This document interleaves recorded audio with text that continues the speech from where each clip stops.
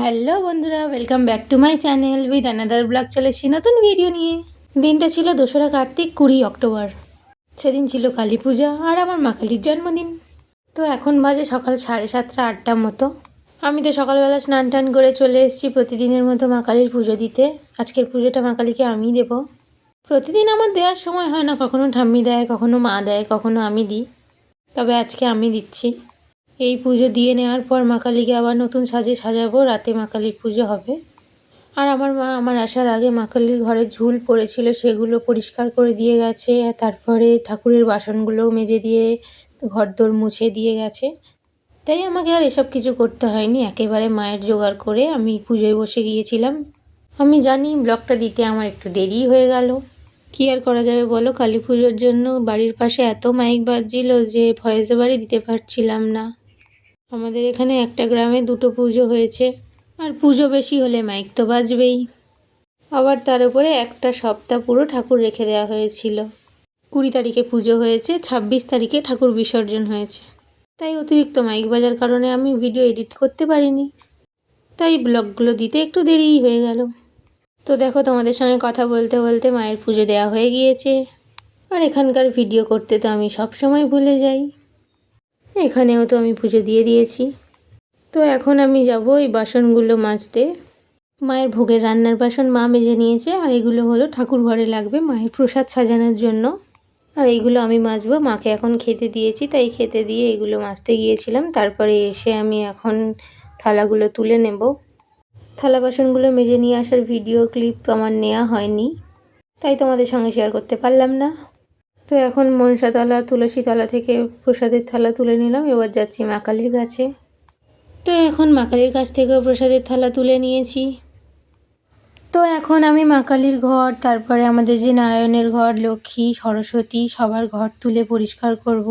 মায়ের হাতে যে পুরনো খড়গ রয়েছে সেগুলো খুলে অন্য জায়গায় রেখে দেব, কারণ আজকে আমার মা কালীকে সব কিছু নতুন দিয়ে সাজানো হবে। আর জানো তো, এই কালী পুজোর দিনটা এলে আমি অনেক টেনশানে থাকি, আবার আনন্দেও থাকি। আনন্দের কারণ হলো মা কালীকে আমি সবসময় নিজের হাতে সাজাই সুন্দর করে, নিজের মনের মতো করে। আর টেনশানের কারণ হলো মা কালীকে ঠিক সময় ভোগ নিবেদন করতে পারবো কি না, মা কালীকে সঠিকভাবে সেবা দিতে পারবো কি না, মা কালীর কোনো কাজে যদি আমার ভুল হয়ে যায় সেই সব টেনশানে থাকি বেশি। তাছাড়া আমার মা কালীর পুজো নিয়ে আমি একটু বেশি এক্সাইটেড থাকি। যতটা না দুর্গা পুজো নিয়ে এক্সাইটেড থাকি, তার থেকে বেশি আমার মা কালীর পুজো নিয়ে এক্সাইটেড থাকি। তো এখন আমি মা কালীর হাত থেকে খড়গ, চাঁদমালা, তারপরে মা কালীর গলায় যে ফুলের মালা ছিল সেগুলো সব খুলে বাইরে রেখে দিয়ে এলাম। জলে তো ফেলতে নেই, যেহেতু আমাদের প্রতিষ্ঠা করা ঠাকুর, তাই এই সব জলে ফেলতে নেই। পুজো না হওয়া পর্যন্ত এখন কোথাও বাইরে ফেলতে নেই, তাই বাইরে এক সাইডে রেখে দিয়েছি। তো তারপরে আমি সব ঠাকুরের মূর্তিগুলোকে আসন থেকে নামিয়ে সেই জায়গাটা ভালো করে পরিষ্কার করে নিয়ে যে যার জায়গায় সে যার রেখে দেব। তো এখানে আমি প্রথমে মহাদেবকে অভিষেক করিয়ে দিয়েছি, তারপরে আমাদের পিতলের লক্ষ্মীনারায়ণকেও অভিষেক করিয়ে দিয়েছি, দিয়ে সুন্দর করে যে যার আসনে বসিয়ে দিয়েছি। আর আমাদের যে মা সরস্বতী আছেন উনি তো মাটির তৈরি, এই জন্য ওনাকে আর অভিষেক করানো যাবে না। আর আমার মা কালীও মাটির তৈরি, তবে আমাদের বাড়ির সবার ইচ্ছে আছে মা কালী সময় দিলে মা কালীকে সিমেন্টের তৈরি করার। তো সবাইকে যে যার আসনে সুন্দর করে বসিয়ে দিয়ে সবার ঘটগুলো মেজে নিলাম। যেহেতু আমাদের মন্দিরের ঠাকুর, তাই বাইরে নিয়ে গিয়ে মাজতে নেই, তাই মন্দিরের ভিতরেই বসে বসে ঘটগুলো মেজে নিলাম। তো দেখো, তোমাদের সঙ্গে কথা বলতে বলতে আমার সব কিছু পরিষ্কার হয়ে গেছে। এবার সুন্দর করে মা কালীকে নতুন সাজে সাজাবো। আর এই যে ঘটগুলো মেজে আমি আপাতত এখানে রেখেছি। তারপরে এই বসে পড়েছি মা কালীকে সাজানোর জন্য। তার আগে দশকর্মা থেকে যা যা আনা হয়েছে সেগুলো একবার দেখে নিচ্ছি। তারপরে আমার হঠাৎ মনে পড়লো এখনও বেলপাতার মালা তৈরি করা হয়নি, তাই এসব কিছু বাদ দিয়ে বসে পড়েছি বেলপাতার মালা তৈরি করার জন্য। আর একটা কথা তোমাদের বলতেই ভুলে গিয়েছি, ভূত চতুর্দশীর দিনে আমরা বান্ধবীরা মিলে একটা মজার ঘটনা ঘটিয়েছিলাম, তার ভিডিও আমার শর্টসে পোস্ট আছে, তোমরা গিয়ে দেখে আসতে পারো। আর যে ভূত চতুর্দশীর দিন 14 রকমের শাক খেতে হয়, 14টা প্রদীপ জ্বালাতে হয়, তার ভিডিও রয়েছে। তো এখন তো আমার মালা গাঁথা হয়ে গেছে, তারপরে আর কোনো ভিডিও করা হয়নি। তারপরে বাবাও একটু আমাকে হেল্প করে দিচ্ছিল। ঘটের নিচে যে পদ্মটা আঁকা হয় ওই পদ্মটা বাবা খুব সুন্দর আঁকে, আমার থেকে ভালো, তাই ওটাই বাবা আঁকছিল। তার আগে প্রায় অর্ধেক মাকে সাজানো আমার হয়ে গিয়েছিল। ওই যে বললাম, তারপরে আর ভিডিও করা হয়নি, একেবারে মা কালীকে সাজিয়ে ভিডিও করেছি। বলো তো এবার আমার মা কালীকে কেমন লাগছে। আর এই হলো আমাদের লক্ষ্মীনারায়ণ, মা সরস্বতী রয়েছেন, আর মহাদেবও রয়েছেন। সবাইকেই সাজানো প্রায় শেষ, আর সব কিছু শেষ করে ঠাকুরঘর থেকে বেরোতে আমার 5:30 বেজে গিয়েছিল। তাই ঠাম্মি বললে একেবারে সন্ধ্যাটা দিয়ে দিতে, তাই আমি সন্ধ্যা দিয়ে দিলাম। আর আমার সন্ধ্যা দেওয়ার পর বাবা এখানে বসে সন্ধ্যা প্রণাম করছিল। যেহেতু বাবার পৈতে আছে তাই বাবা 3 বেলা গায়ত্রী করে, তাই বাবাকে নিয়মিত ঠাকুরঘরে 3 বেলা আসতেই হয়। তো তারপরে আমিও নিজের সন্ধ্যা প্রণাম সেরে নিলাম। তারপরে দেখলাম পিসিমণি আর মা দুজনে মিলে শ্রী বানাচ্ছে। আগের বছর মা একটু অসুস্থ ছিল তাই বোন বানিয়েছিল শ্রী, আর মা অসুস্থ হয়ে পড়েছিল বলে আমাকে ভোগ রান্নার দায়িত্ব, ঠাকুর সাজাবার দায়িত্ব, সমস্ত আয়োজন করার দায়িত্ব আমাকে নিতে হয়েছিল। প্লাস বাড়ির সবাই কে কী খাবে তার দায়িত্বও নিতে হয়েছিল। তার উপরে ঠাম্মিও অসুস্থ ছিল, ঠাম্মির হাত ভেঙে গিয়েছিল, আগের বছর তোমাদের বলেছিলাম নিশ্চয়ই। তো মা এখন চারিদিকে আলপনা দিয়ে দিচ্ছে, আর আমি যাচ্ছি বাবা আরও একটা পুজো করবে সেখানে। জানো তো এই দিনটাতে মা কালীর জন্য আমার বাবা বাইরের কোনো পুজো ধরে না। তো বাচ্চারা জোর করেছে বলে বাবা এই পুজোটা করতে রাজি হয়েছে। তার থেকে বড় কথা আমি জোর করেছি বলে তাই। আর এই পুজোটা বাচ্চারা মিলে হঠাৎ করেই ঠিক করেছে। 1 সপ্তাহের মধ্যেই সব কিছু করেছে, যেমন রাস্তা আটকে চাঁদা তোলা, তারপরে প্যান্ডেল তৈরি করা, সব বাচ্চারাই করেছে নিজে নিজে। তার মধ্যে আমিও ছিলাম। তো আমি এখানে এসেছিলাম পুজোর আগে যে সাজানোর ব্যাপারটা থাকে তার জন্য। বাবা আমাকে কড়াকড়িভাবে বলে দিয়েছে, দেখ মা কালীর জন্য আমি কোথাও যাই না, যেহেতু তোর জন্যই পুজোটা আমার ধরা, সেই জন্যই তোর দায়িত্ব থাকবে সব কিছু সাজিয়ে দেওয়ার। আমি জাস্ট যাব, পুজো করে চলে আসবো। তো যেমন কথা তেমন কাজ। বাবার পুজোর আগে আমি সব কিছু সাজিয়ে গুছিয়ে দিতে পেরেছি। তারপরেই বাবা পুজোয় বসে গিয়েছিল। আর আমাদের কোরিওগ্রাফার পুরো গ্রামের জন্য উপোস করেছিল। দেখো মাকে আনলে মায়ের জন্য একজনকে তো উপোস করে থাকতেই হবে। তো মায়ের জন্য ভোগ রান্না করা, মায়ের জন্য উপোস করে থাকা, সেই দায়িত্ব আমাদের কোরিওগ্রাফার নিয়েছিল। তো এই পুজোটার জন্যই মা কালীকে আমি একেবারে মা কালীর ঘট পরিষ্কার করার পরেই সাজাতে শুরু করে দিয়েছিলাম। আর আমি আমার মা কালীকে একটু তাড়াতাড়ি সাজাতে শুরু করেছিলাম বলে সময় মতো সব কিছু শেষ করতে পেরেছি। আর দেখো দেখতে দেখতে বাবার পুজোও হয়ে গেল শেষ। বাবা আরতি করে নিচ্ছে এখন। আর পঞ্চপ্রদীপ দিয়ে আরতি করার ভিডিও ক্লিপটা তো নিতেই ভুলে গেছি। তারপরে পুজো হয়ে গেছে শেষ, বাবাও চলে গেছে।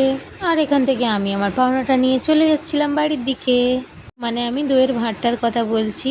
বাবার সঙ্গে আমি যেখানেই যাই না কেন দইটা আমার পাওনা, কাউকে বলতে লাগে না। পুজোর শেষে যখন মায়ের প্রসাদ দেওয়া হয় তখন দই সন্দেশটা আমাকেই দেয়। তো তারপর বাড়িতে এসে আমি ফল টল কেটে ডালা সাজিয়ে নিচ্ছিলাম। আর ততক্ষণে মায়ের ভোগ রান্নাও হয়ে গিয়েছিল। তারপরে সব কিছু সাজিয়ে গুছিয়ে দিলাম। তখন 10:30 মতো বাজে, তখন বাবা পুজোয় বসেছিল। তো প্রথমেই আমার পিসিমণি সংকল্পে বসে গিয়েছিল। আমার মা কালীর জন্মদিনে আমার পিসিমণি মা কালীর জন্য শাড়ি, আলতা, সিঁদুর, শাঁখা পলা, মা কালীর জন্য জোড়া জবা ফুলের মালাও নিয়ে এসেছিল। জন্মদিন কেন বলছি, এই দিন আমার মা কালীকে এই বাড়িতে প্রতিষ্ঠা করা হয়েছিল, তাই এই দিন আমার মা কালীর প্রতিষ্ঠা দিবস, তাই আমি বলছি জন্মদিন। শুনেছি আমার দাদু মানে আমার ঠাকুরদা মা কালীকে বাড়িতে এনেছিলেন, নিজে হাতে প্রতিষ্ঠা করেছিলেন। তো সেই থেকেই নাকি মা কালী আমার বাড়িতে রয়েছেন। তো সেই মতো প্রত্যেক বছর এই দিনটাতেই সামান্য কিছু আয়োজন করে মা কালীকে সেবা দেওয়া হয়। তবে জানো তো এটা কিন্তু আমাদের শ্যামাকালী নয়, আমাদের দক্ষিণাকালী। কারণ এই দিনটা তো শ্যামাকালীর পুজো হয় সব জায়গায়, আর শ্যামাকালী তো বাড়িতে পুজো করতে নেই বা বাড়িতে রাখতেও নেই। তবে সাধারণত দক্ষিণাকালী এইরকম দেখতে হয়। তবে বাবা আমাদেরটা এইভাবে বানিয়েছেন।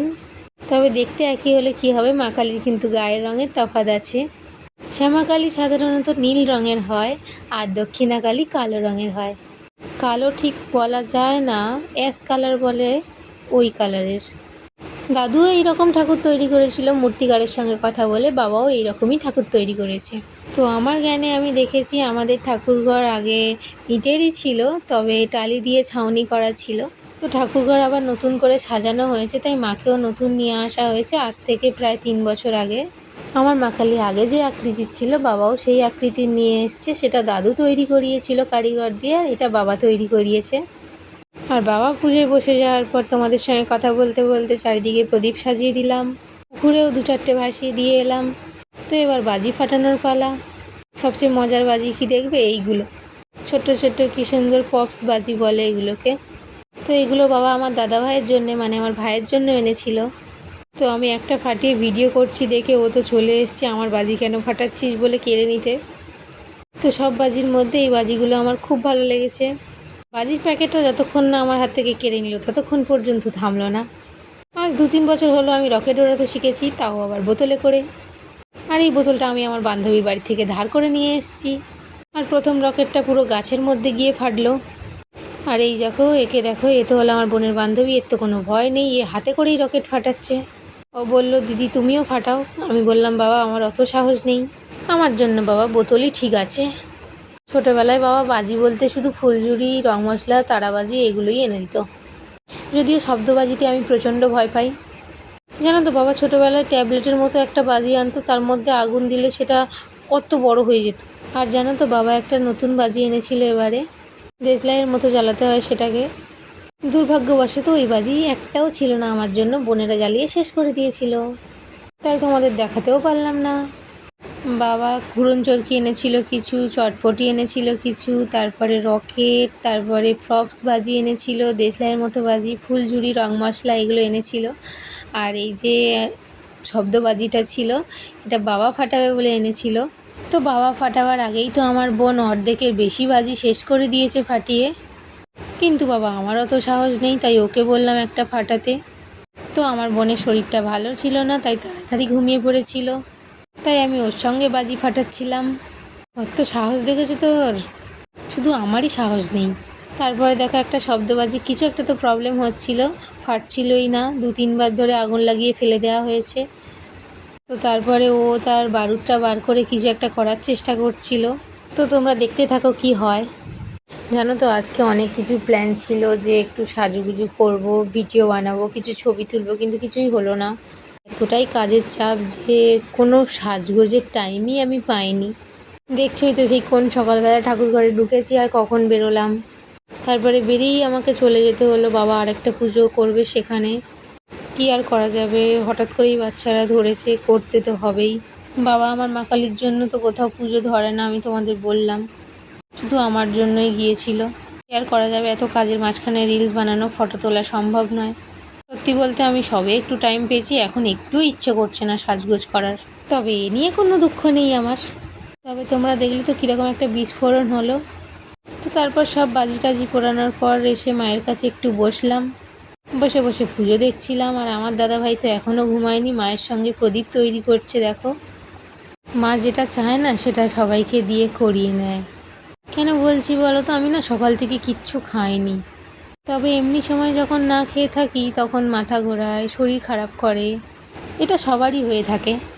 তবে আজকে আমার খিদেই পায়নি একটুও, সবই আমার মায়ের ইচ্ছা। তবে এখানে মা পিসিমণি আছে দেখে আমি চলে গিয়েছিলাম একটু রেস্ট নেওয়ার জন্য।